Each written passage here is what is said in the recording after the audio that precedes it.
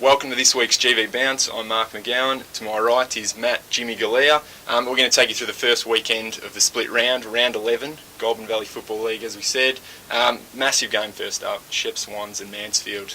Both need a win. Obviously, probably the Swans probably a bit more important for them because they're really in that finals mix. Yeah.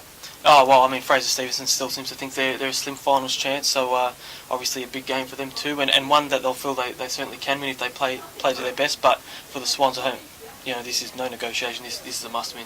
Yeah, they can't afford to lose this one. And some great news yesterday. Jamison Daniels, former AFL player, was on the Western Bulldogs rookie list back in the 2009 and 10 seasons. Obviously a quality midfielder, comes straight in, but he had a little bit of a standoff with his waffle club, Peel Thunder. Second year of his contract, sort of halfway through, and he's come back to Shepparton in the last few weeks. But right at the last minute they're going to get it, because if he didn't sign by this Sunday, or they didn't clear him by this Sunday, he wasn't going to be able to play this season. So really good get. Comes in as a really strong-bodied midfielder. Hopefully Tyson Sidebottom and these sort of guys will be back in a month or so. So they're going to have a really strong midfield, the Swans, and they already were pretty strong in that area. So that's really going to make them a really competitive side in the second half. The next game, Echuca and Euroa. Now you're heading out to this one. It's out at Victoria Park, so Echuca really will fancy themselves here. Well, I think it's a game that both sides really feel they've got a good chance of winning, and it's certainly going to be a very interesting game. Echuca, plenty of quality with Reece Archard and Simon Buckley, and now Brendan Prendergast to come back into the side. Really good veteran massive leader. In for them. So he's captain, and even just as a leader to have him on the field, massive for them.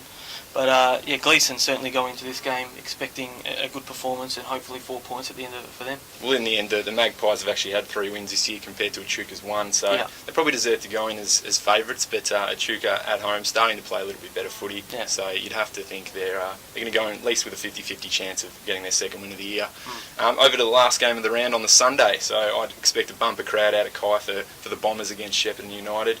Just a blockbuster clash, as we've probably had a few of these, probably 1 or 2 around the last few weeks, and this one, there's probably been none better than this game. I mean, they have a pretty good rivalry going back to the 2010 Grand Final, but United's actually won 5 in a row, starting with that 2010 Grand Final. So, Dirty Williams, he's going to be pretty keen to turn this one around and put that to an end and win their 9th in a row. I mean, it's a fair record. Yeah, well, I mean, Kyburn have been obviously probably the form team in the league at the moment. Looking very good. It's just such a well-balanced sort of side, and I think Quarrel sort of pointed that out in the paper today. Everyone talks about their pace, but it's not just that. They're quite good all over the park, and I think it's just how well they complement each other that really makes them such a strong side. Yeah, really looking forward to watching Jason Morgan, who I probably suggested in the paper last week is probably the best player in the comp. I mean, there might be a few arguments there. There's probably not a great deal between a few of the top players, but watching him go up against Jason Eagle, the star full forward at United, I mean, that's going to be a blockbuster clash. And then down the other end, you're going to have Paul Newman and Tim Luby going head-to-head. I mean, there's just great matchups all over the park, and I suppose that's something you expect in these big blockbuster games. So many good players, so it's going to happen that they're going to cross paths a little bit throughout the game, but it's probably going to come down to the midfield. Kai's probably got the edge there, but United's got a bit of a few young kids coming through that if they can develop a little bit quicker, there's going to be some competitive United side going out there. So really important for United to get a big scalp though at this stage, and United might be might be due for a fall. So you never know what could happen here. But look, I've tipped Kai. I think most of us did, but they'd have to go on favourites. But these are the sort of games that United lives for. So really interested to see this one.